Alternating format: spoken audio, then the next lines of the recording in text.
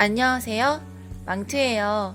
지난 시간에 이어 오늘은 근골격계에 대해서 정리해 보려고 합니다. 그럼 시작해 볼게요. 제7장 근골격계.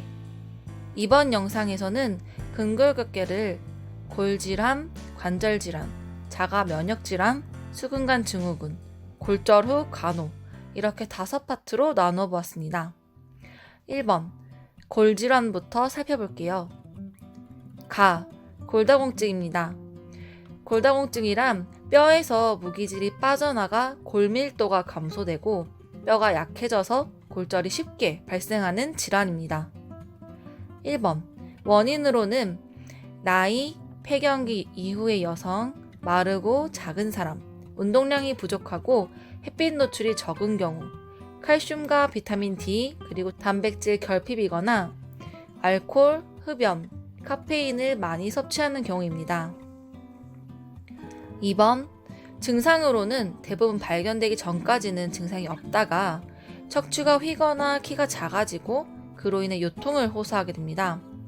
골다공증으로 인해 외부의 작은 충격에도 쉽게 뼈가 부러지는 병리적 골절이 잘 발생하는 부위는요, 척추, 대퇴골두, 손목입니다. 3번 골밀도 검사를 통해 진단하고요.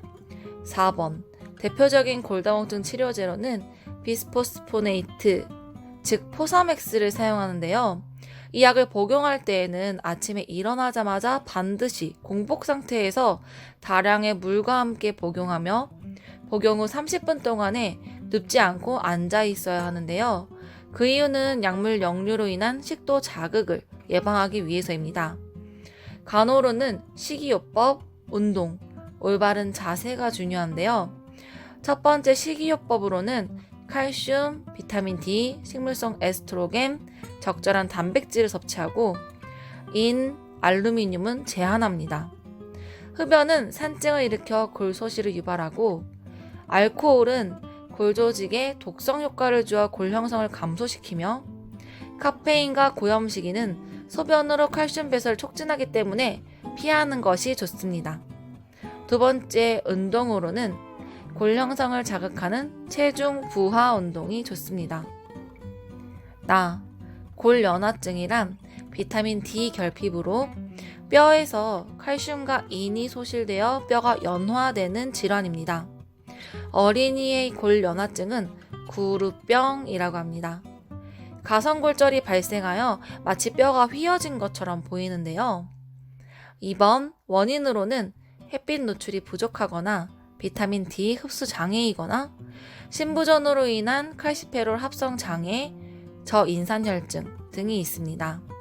3번 치료 및 간호로는 약물을 통해 비타민 D를 섭취하고 하루 15분 이상 햇빛에 노출시켜주어 비타민 D 합성을 돕고요. 골절을 예방하기 위해 평소에 주의하는 것입니다.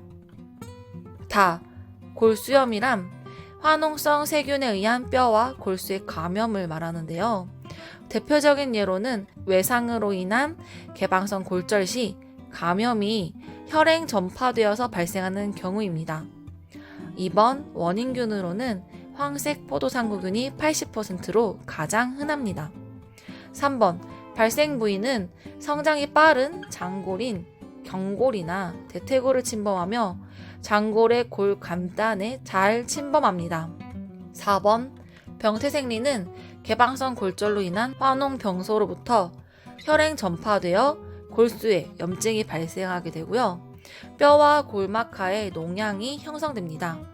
골막하 농양이 골막을 자극하면서 신생골이 형성되고 혈류를 차단하여 괴사되어서 사골이 형성됩니다.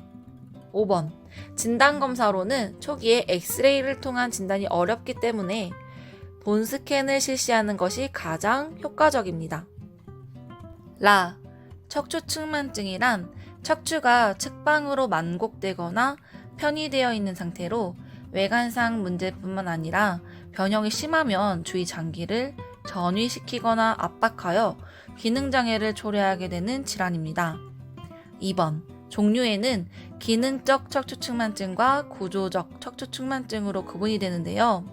기능적 척추 측만증의 경우 잘못된 자세를 통해서 가역적으로 추체가 회전된 상태이며 똑바른 자세를 취하게 되면 괜찮아지는 것을 말합니다.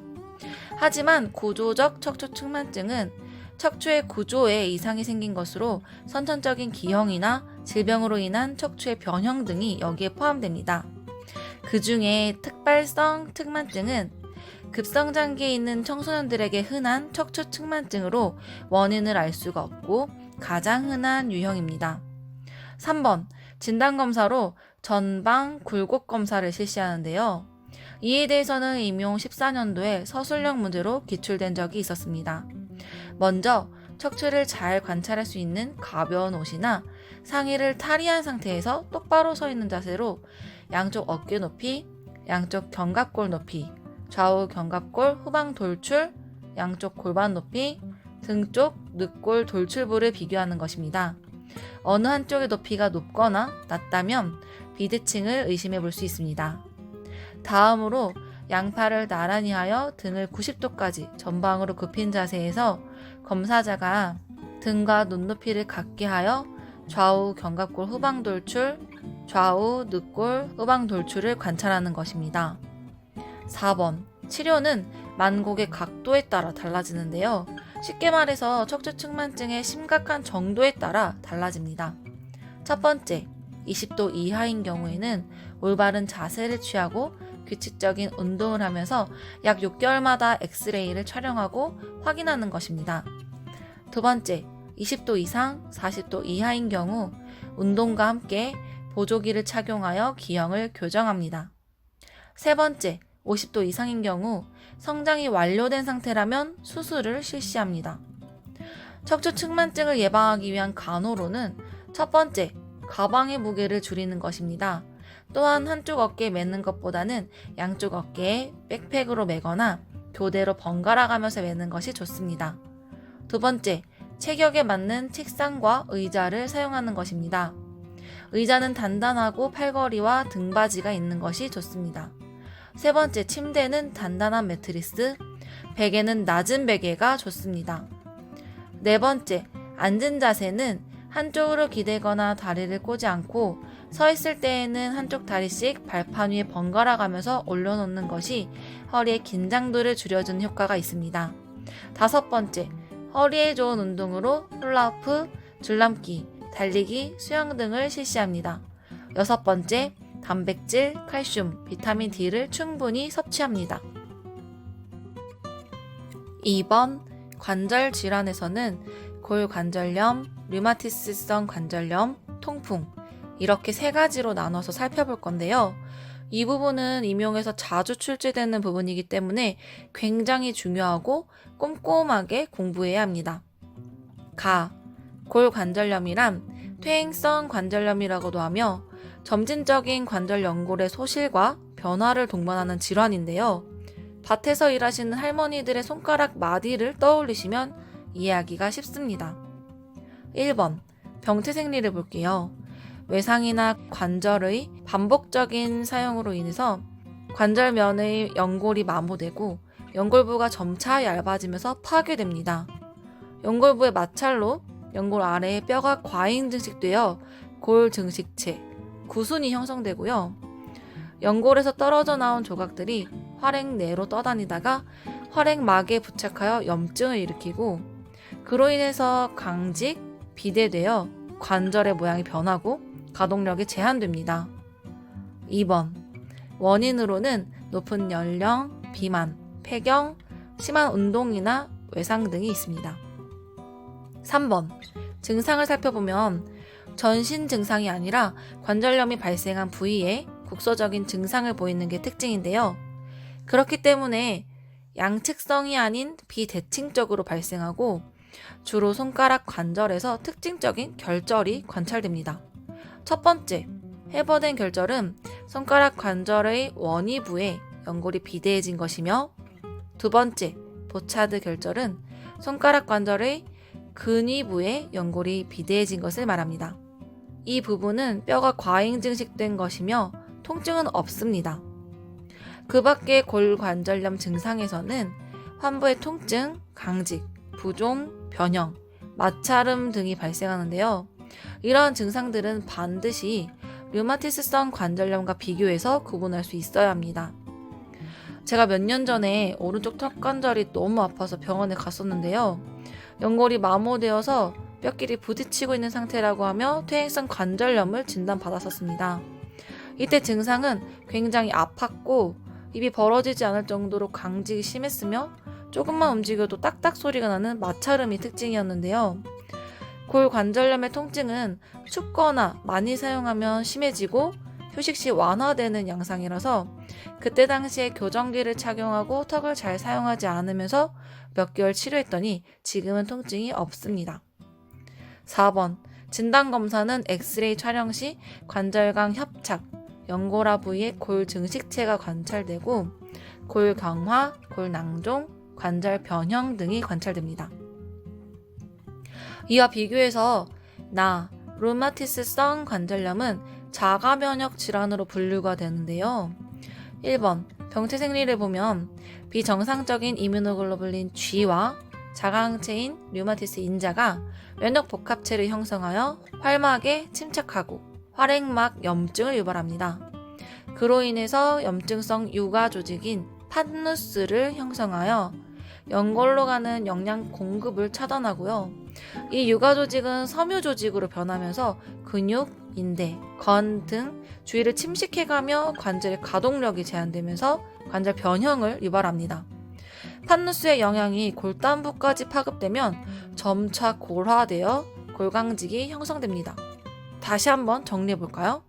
골관절염은 연골의 마모로 인한 것이며 류마티스 관절염은 비정상적인 이뮤노글로불린 G와 류마티스 인자 때문에 발생합니다.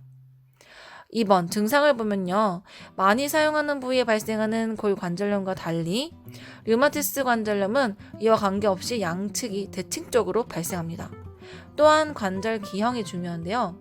첫째, 손가락과 손바닥이 새끼손가락 쪽의 팔목 뼈로 휘게되는 척골 변형. 둘째, 마치 단추를 잡고 있는 것 같은 모양인 보토니에르 기형. 이는 손가락 원위지 관절의 과신전과 근위지 관절의 굴곡을 말합니다. 셋째, 백조목처럼 변했다고 해서 스완넥 기형이라고 하는데 이는 손가락 원위지 관절의 굴곡과 근위지 관절의 과신전을 말합니다. 그 밖에도 관절 외 증상도 중요한데요. 무통성의 피하결절이 발생하는데 이 피하결절 어디서 봤었죠? 순환계기에서 정리했던 류마티스열에서 대증상 중 하나였던 거 기억하시죠? 눈물샘과 타액 분비가 감소되고 광과민증의 특징인 쇼그렌 증후군과 비장비대와 빈혈, 과립구 감소증, 혈소판 감소증과 같은 혈액 이상을 보이는 펠티 증후군이 있습니다. 3번 진단검사에서 중요한 것은 류마티스 인자, 즉 RF 양성 반응과 항 CCP 항체 양성 반응입니다. 그 밖에도 ANA, ESR, CRP 등이 증가하면 활동성임을 알 수 있습니다. 4번 치료 및 간호로는 비스테로이드성 소염제인 아스피린, 스테로이드 제제, 그리고 항류마티스제로 MTX 등을 투여합니다. 통풍이란 단백식이 중 퓨린의 최종 대사산물인 요산의 과잉 공급이나 배설장애로 요산이 증가되어 요산 결정체가 관절, 혈액 등에 축적되면서 발작적인 관절통을 일으키게 되는 질환입니다. 2번 원인에는 퓨린 대사의 유전적인 결함이나 질병 등으로 인해 요산 배설이 어려운 경우이거나 고지방식이, 케톤산증, 알코올 중독, 외상이나 수술 등으로 고요산혈증이 발생한 경우입니다. 3번 병태 생리를 보면 퓨린 대사 장애로 인해 요산 수치가 상승되고 요산 결정체인 토피가 형성되어 관절 부위에 침착되면서 염증 반응을 일으켜 2차적으로 퇴행성 변화를 유발합니다. 반복적인 요산 결석이 생기는 경우에 신장 손상을 유발하게 됩니다.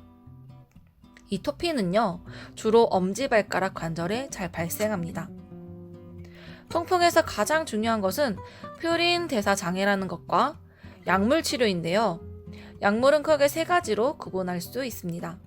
첫 번째, 코리친은 급성기 시에 사용하는 약물로 항염증 작용으로 백혈구에 의한 염증 반응 감소와 류코트리엔 합성과 요리를 억제하여 급성, 만성, 통풍 발작을 예방하고요. 염증과 통증을 감소시켜주는 효과가 있습니다. 두 번째, 알로퓨리놀은요. 요산 생성 억제제로 요산 생성에 관여하는 효소인 잔틴 산화 효소를 억제하여 잔틴이 요산으로 전환되는 것을 예방해서 요산 생성을 줄여주고 고요산혈증의 위험을 감소시켜줍니다. 세 번째, 프로베네시드는 요산 배설 촉진제로 근위세뇨관에서 요산의 재흡수를 감소시키고 요산 배설을 촉진해서 소변으로 요산이 배설되고 혈청 내의 요산 수치를 감소시켜줍니다.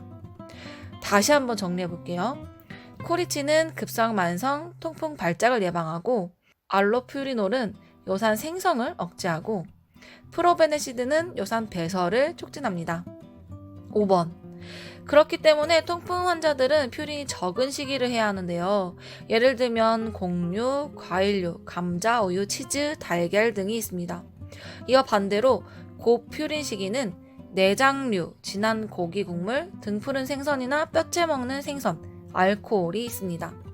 또한 알칼리성 식품이 좋고요. 수분을 하루에 2리터 이상 섭취해서 요산을 배설시키는 것을 도와줍니다. 3번. 자가면역 질환에는 류마티스 관절염과 전신 홍반성 낭창이 있는데요. 류마티스 관절염은 관절 질환에서 다루었으니 넘어가고 전신 홍반성 낭창, 즉 SLE를 살펴볼게요. 아마 많은 분들이 루푸스라고 기억하실 거예요. 이 질환은 제3형 면역 복합체성 과민 반응으로 세포액 안에 있는 DNA의 비정상적인 항체 반응으로 혈액, 신경, 흉막, 심낭, 신장, 피부, 관절 등 여러 부위에 염증을 일으키고 손상을 일으키는 질환입니다. 주로 가족력이 있거나 환경이나 스트레스, 바이러스 등으로 면역계에 이상이 와서 발생하기도 하는데요. 남성보다 가임기 여성에게서 10배 정도로 더 발생률이 높습니다. 3번. 진단 기준은 다음 항목 중에 4가지 이상이 충족되면 SLE로 진단할 수 있습니다. 첫째, 뺨의 나비 모양의 발진. 둘째, 인설을 포함한 홍반성 볼록한 반점. 셋째, 광과민성의 피부 발진. 넷째, 탈모증. 다섯째, 구강점막의 무통성 궤양. 여섯째, 신경학적 장애인 경련 또는 정신증. 일곱째, 흉막염 또는 심낭염. 여덟째, 신장장애 증상인 단백뇨, 신증후군, 신부전. 아홉째, 관절염 증상인 압통, 부종, 삼출액이 있는 관절질환. 10번째, 혈액학적 이상인 용혈성 빈혈, 백혈구 감소증, 림프 감소증, 혈소판 감소증이 있습니다. 5번, 진단검사에서 가장 유용한 선별검사는 항액항체 양성 반응입니다. 그 밖에도 엘리셀 테스트, 안티스미스 안티바디, 안티-DNA 안티바디가 양성이고요. ESR은 증가, C3는 감소됩니다. 4번. 수근관 증후군은 요즘 스마트폰을 많이 사용하면서 발생하는 질환 중 하나인데요. 병태 생리를 보면 활액막이 붓거나 두꺼워져서 정중신경을 압박하여 통증이나 감각 이상을 유발합니다. 이 수근관은 활액막으로 쌓인 건과 정중신경이 한 덩어리로 구성되기 때문에 제한된 공간 내에서 부종이 발생하면 신경을 압박하여 통증을 유발하게 됩니다. 원인으로는 건초염, 류마티스 관절염 등의 질환이거나 손목을 많이 사용하는 직업에 의해서 발생합니다. 증상에는 주로 엄지, 검지, 중지, 그리고 4번째 손가락의 밤, 손바닥 감각과 운동에 변화가 옵니다. 진단검사에는 2가지가 있는데요. 첫 번째, 티넬 징후는 해머로 팔목의 정중신경 부위를 가볍게 타진했을 때 정상이라면 반응이 없지만 수근관 증후군 시에는 손과 손가락에 얼얼한 느낌이 있습니다. 두 번째, 팔렌 징후는 손목을 90도 각도로 구부린 상태에서 양쪽 손등을 마주한 채로 30초간 힘있게 굴곡하고 유지하고 있으면 정상이라면 무반응이지만 수근관 증후군 시에는 손과 손가락에 얼얼한 느낌이 있습니다.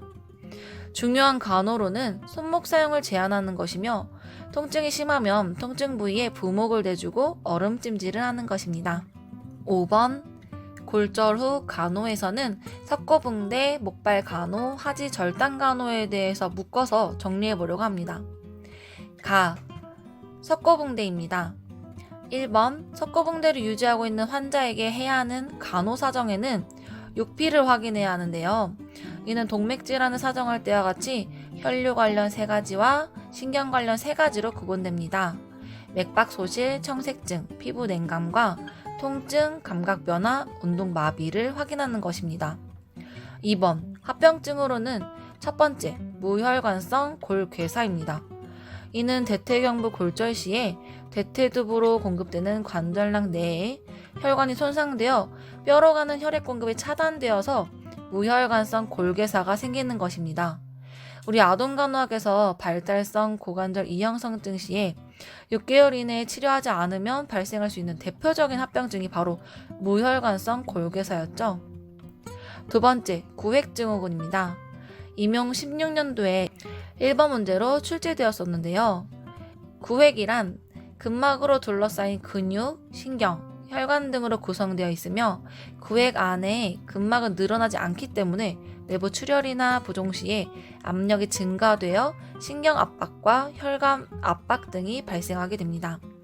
이때에는 석고붕대를 반드시 제거하고 사지를 심장 위로 상승시키는 것이 아니라 심장과 같은 높이로 두어야 합니다. 목발 간호 부분도 임용 18년도에 기출되었었는데요. 먼저 환자에게 적절한 목발을 준비하는 것부터 살펴볼게요. 목발 길이는 신장에서 16인치를 빼거나 신장의 77%의 길이가 적당합니다. 목발 길이가 너무 길면 상완신경총을 압박하여 목발 마비가 발생하고요. 너무 짧으면 등이 굽어지는 자세가 됩니다. 손잡이의 높이는 손을 올려놨을 때 팔꿈치의 각도가 30도가 되도록 하는 것이 적절하며 목발 끝에는 미끄럽지 않게 고무 덮개가 있어야 합니다. 2번 보행 방법으로는 주로 삼각 위치를 기본으로 하는데요.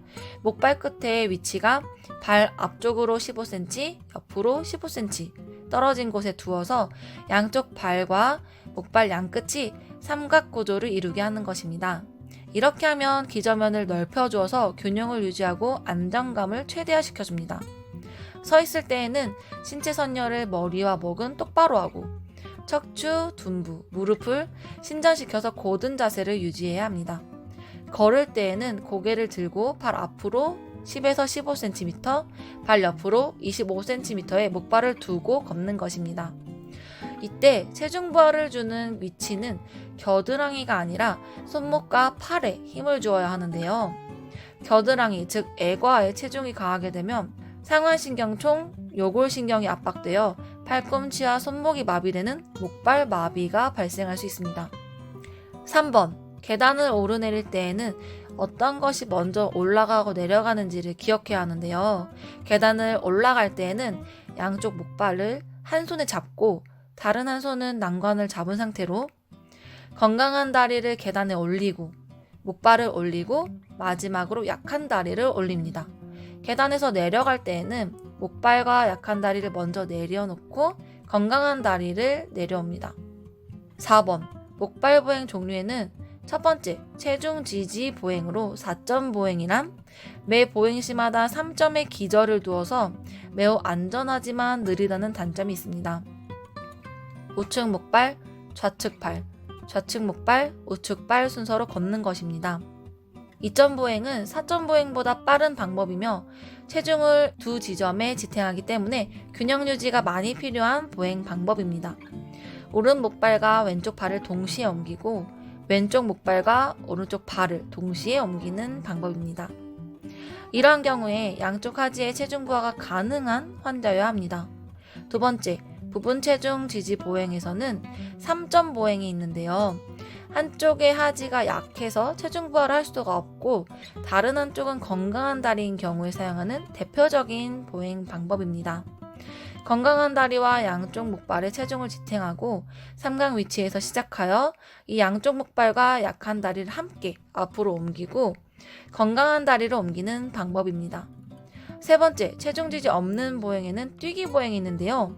주로 둔부와 다리에 마비가 있는 환자가 사용하는 보행 방법입니다.